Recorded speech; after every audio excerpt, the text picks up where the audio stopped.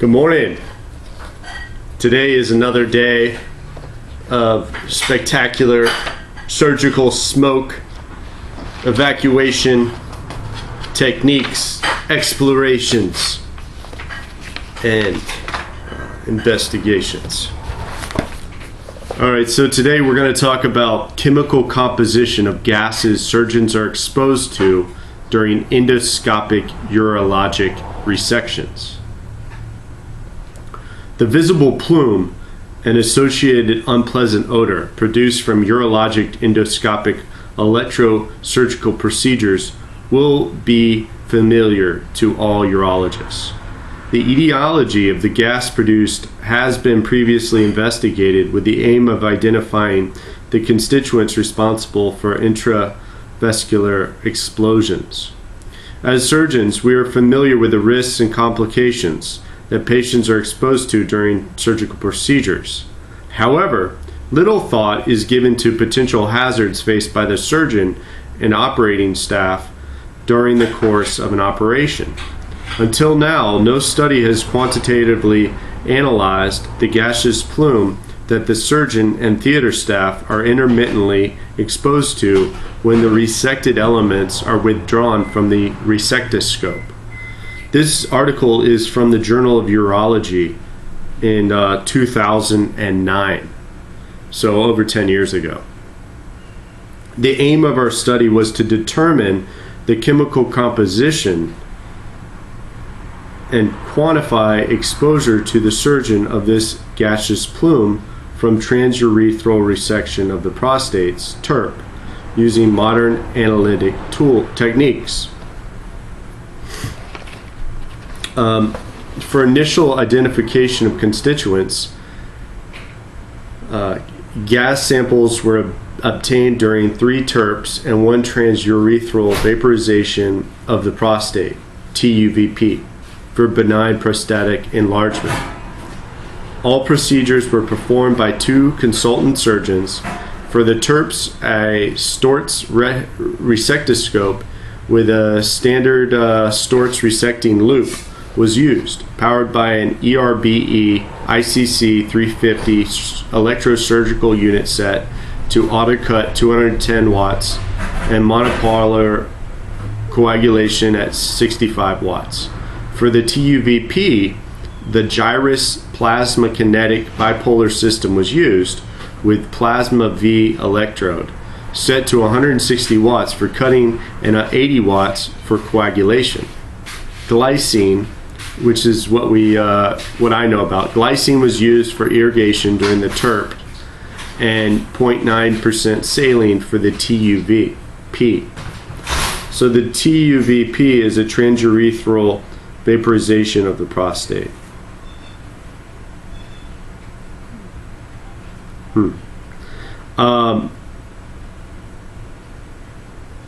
Continuous sampling of the gas from 15 centimeters above the end of the resectoscope was performed. 2 sorbent tubes containing carbon filters for quantitative analysis of volatile organic hydrocarbons were attached to a suction pump at a rate of 100 milliliters per minute. A further tube containing dinitrophenylhydrazine for collecting aldehydes was attached to a suction pump, producing a flow of 200 milliliters per minute. Sampling commenced when the resection began and was discontinued when the resectoscope was withdrawn from the patient. The duration was recorded by allowing us to calculate the volume of gas sampled. Background theater air samples were taken from the same operating theater during a period of 2 hours while not in use, enabling background contamination to be discounted. Further control sorbent tubes were transported along with the samples and remained unopened to exclude contamination during transit. All procedures were performed in the same operating theater in which a positive pressure ventilation system with 22 air exchanges per hour is used. Analysis was carried out at the Health and Safety Laboratory in Sheffield. This was done in the UK, I guess. So the sorbent tubes were analyzed by gas chromatography using mass selective detection for identification and flame ionization detection for quantification. The dinitrophenylhydrazine tubes were analyzed by high performance liquid chromatography using ultraviolet visible light detection. The above technique does not detect carbon monoxide, a gaseous constituent previously identified in electrosurgical gases. Therefore, continuous monitoring for CO was also performed using GASMAN-2 portable CO monitor, Gasman monitor. Again, Gasman-2 is what it's called. Again, held at 15 centimeters above the resectoscope. The CO levels were continuously digitally recorded throughout the operation, and data was subsequently uploaded to a personal computer for interpretation. A total of 11 TURPs and 1 TUVP had continuous CO sampling.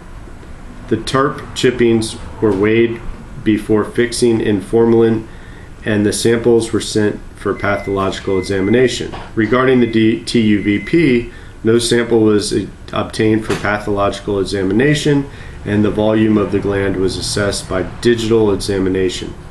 Transfer for this specimen into formalin was not done in the operating theater to avoid volatile gaseous contamination. And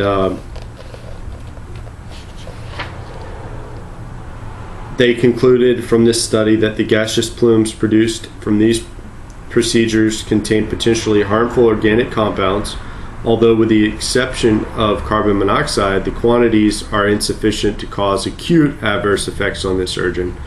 The levels of carbon monoxide are sufficient to cause side effects, and therefore steps should be taken to reduce the amount of plume inhaled, withdrawing the resecting elements. When withdrawing the resecting elements. At present, the long-term cumulative effects of the harmful hydrocarbons, benzene, and formaldehyde are unknown. And these authors said they would advocate for the use of gas extraction systems for urologists who regularly undertake these procedures. Today we would say that's a smoke evacuator. Yeah. And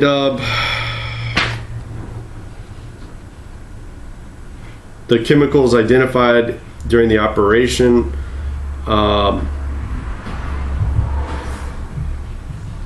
was identified in the table 1.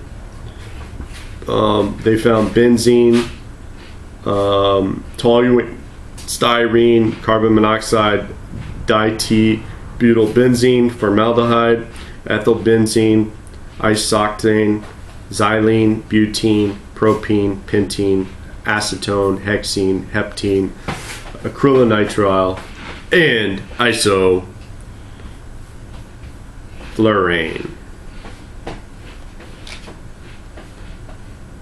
And the data suggests that the TUVP may produce higher levels of gaseous compounds than TURP, and that the harmful amount of gases produced in resection is related to the mass of prostatic tissue resected. However, the aim of this study was to identify the chemical constituents of the plume from endoscopic resections, and it was not powered to demonstrate a statistical difference between prostatic resections and vaporizations. Carbon monoxide is produced in significantly higher levels than other compounds detected. Surgical smoke has been shown to be mutagenic, according to a 1992 study in plastic reconstruction surgery called the mutagenicity of electrocautery smoke. So that's from 1992. It was a study by Tomita, and 1 gram of pyrolyzed tissue generated the equivalent mutagenicity of 6 cigarettes. In our study, benzene and formaldehyde were detected, which are the known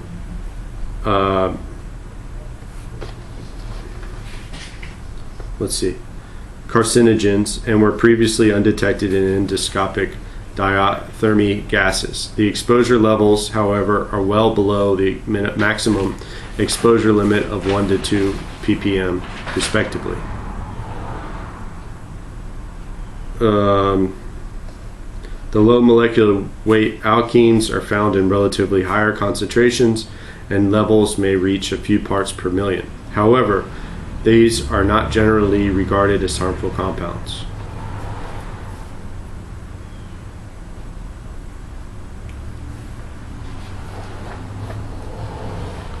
And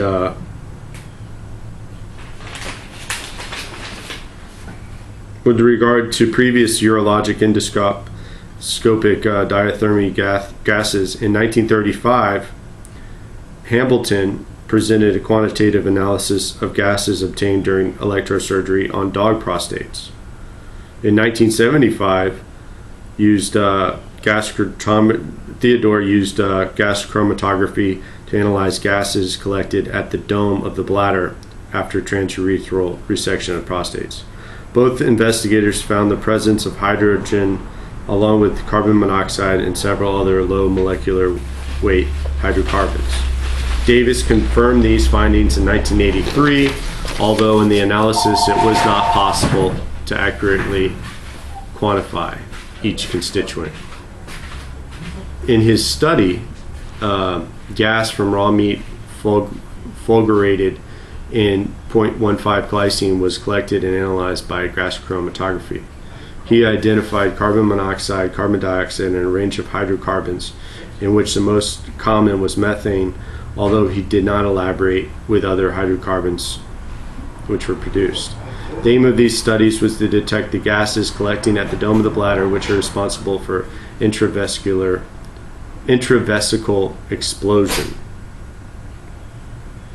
So I guess sometimes there's explosions as complications of transurethral resection, and then in the 10th reference from 1950, intravesical rupture of bladder during transurethral prostatic resection. Hydrogen was thought to be the responsible constituent, occupying between 10% and 60% gas detected in Davis' study. Combustion of hydrogen is only possible in the presence of oxygen, which in the case of intravesical explosions is thought to enter the bladder via the resectoscope while withdrawing the elements and not produced by pyrolysis. Yeah. Well, that concludes my my talk for today. And once again, signing off. And it was about chemical composition of gases surgeons are exposed to during endoscopic urological resections. Thank you.